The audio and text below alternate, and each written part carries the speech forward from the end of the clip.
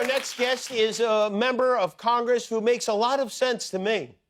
This is not what we should be doing. I don't even know why we fighting with Greenland. Why we fighting with Greenland? We fighting with Canada. We fighting with Mexico. Yet we in love with Putin. What is happening? Like, this is not America. This is a terrible nightmare. Somebody slap me and wake me the up, because I'm ready to get on with it. Please welcome U.S. Representative from Texas, Jasmine Crockett.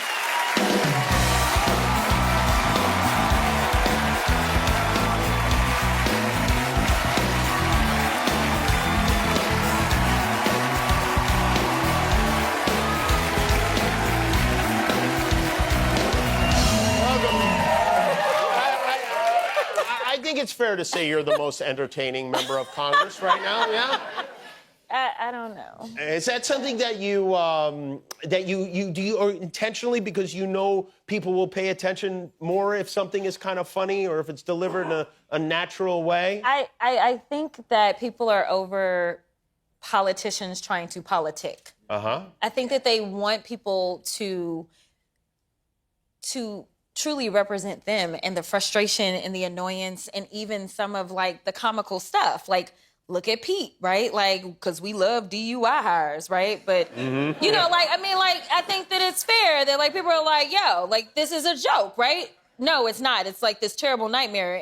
And literally, I really do know that it is a nightmare for so many people, not just here, but across the world. I get emails from all over this world with people that are fearful because of the lack of leadership that they're seeing right now on the federal level here in the United States. Lack of leadership. We're stripping the country down. We're really, I don't know if that we'll ever know how much damage will have been done, because some of the things are very much under the radar. Yeah. And you get to see that kind of stuff. You get to see the things that are being taken away, these things that are important to Americans that aren't. Like, I mean, we do pay attention to Pete Hegseth and we pay attention to Elon Musk and whatnot, but the little things are the things that are really are terrifying, aren't they? No, it really is. But let me tell you something.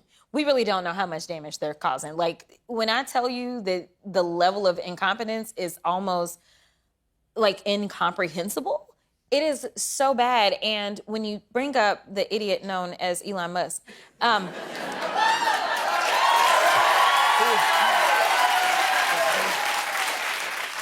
he is not only, like, very sinister and has no idea of what he's doing, and people are like, oh no, he absolutely knows, because he's the richest man in the world. Like, yes, he knows how to hire smart people, but don't conflate that and believe that he is the genius, because he ain't. And so he has inflicted so much harm and done so much that even Trump don't want to talk about it. When the last time you heard about Elon? Not much. You don't see him that much. No, we ain't been hearing about him. You think Trump is distancing himself from Elon Musk? Yeah, because as soon as people started to look at his ratings, right, like, he continues to have these failing ratings. So now they're like, oh, get rid of Elon. But let me tell you, the stench ain't getting off of you, Trump, honey. Like, you are a problem. He is a problem. Pete is a problem. All of y'all a problem. So, yeah. You have a lot of feuds going on. Marjorie Taylor Greene, that was great. We love that. Nancy Mace, Ted Cruz. I think are you in a feud with Drake, or is that? Did I forget anybody? If I am, just know I'm gonna be Kendrick. You're on Kendrick's side. You grew up in. My wife is from St. Louis, and so I took note of the fact that you grew up in St. Louis. What did you want to do when you were a kid? This was not it, right? No, I still don't know if I want to do this. I actually wanted to be an anesthesiologist. So I've always been really good at math and science, but I didn't want to talk to people. You wanted to put people to sleep, and you kind of are doing the opposite thing now. Yes, I want them to be woke now. You decided to go to law school instead. Kinda. Kinda? Yeah. So interestingly enough, I did Little Shop of Horrors. So when I was in college at Rhodes in Memphis, I ended up doing Little Shop of Horrors. What part did you play in that? I was one of the women that was singing. Okay. Yes, I was in the chorus. Okay. And so I ended up doing it, and the mock trial coach recruited me to do mock trial. And I was like, no. By this time, I decided I was going to be an accountant. didn't want to do anesthesia no more. Still didn't want to talk to people. So then he goes, no, you should do mock trial. And I said, that's for the kids going to law school. Long story short, he recruits me. I do mock trial just my senior year. I become a national All-American. He says, you should go to law school. So I applied, got a full ride, and said, fine, if I don't like it, I'll quit. Wow. And then you became a public defender. You wound up running for Congress. Yeah. And now here we are. And here we are. You've not met Donald Trump, right? No. I feel like he likes you. No. I do. No.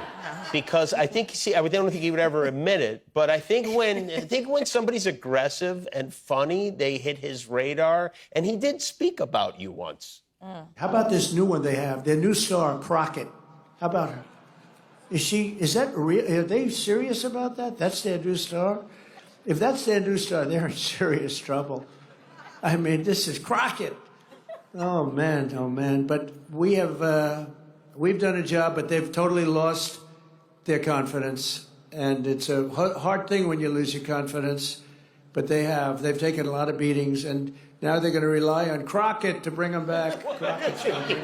Why does he yell your name? Crockett, over and over. And then they're going to bring Crockett. I actually had not watched the clip. That's my very first time. My team was aware. And what does Crockett think of that clip? I mean, it says a lot when you literally are supposed to be the leader of the free world and you're worried about a rising sophomore in the House. Yeah. I'm just saying. Yeah. Or you wish she was on your side.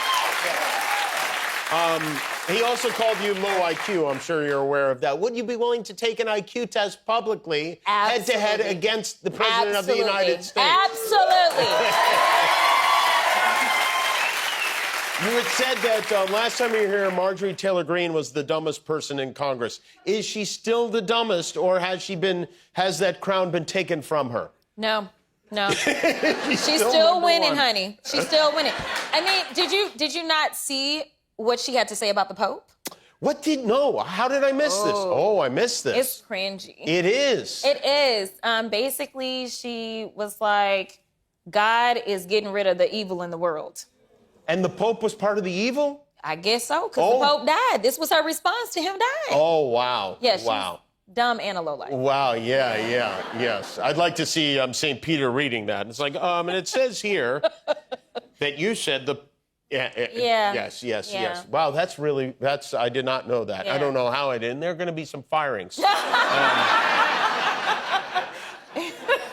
So you have people's attention. What is the Democrats' message? What can be done, and what are you doing? Let me tell you something. I think that one of the things that we've got to do is focus on how we communicate. Not necessarily exactly what we say. And so I know that there are those that want us to stick to perfection. But honestly, some of the most watched moments that I've had have been when they were anything but perfect, right? Like what I said, I would say if somebody asked if I had a chance to talk to Elon. So, I think that if we focus on really being very cognizant of our audience and speaking to them in an authentic way, which looks different depending on who you are. I don't think that, honestly, policy is what we need to be fighting about. Because guess what? Can't nobody tell you what Donald Trump's policies were at all. Like, you ask them, like, what policies? I don't know, but he gonna bring down the cost of eggs. But last time I checked, that didn't happen, right? It'd be like, well, we're saying it's Project 2025. No, Donald said he knows nothing about that. And then what happened? All the Project 2025 started to come around. So, I don't even think that it's policy. I think that people are voting on vibes. I think that people are voting for, who they feel like is being honest with them, even if they don't like what they're saying. So I think that we just need to really tap into, being okay with just being real people and showing people that we are real people, and we'll be fine. All right. That seems reasonable. Jasmine Crockett, she is a congressperson for the United States of America. Thank you for being here.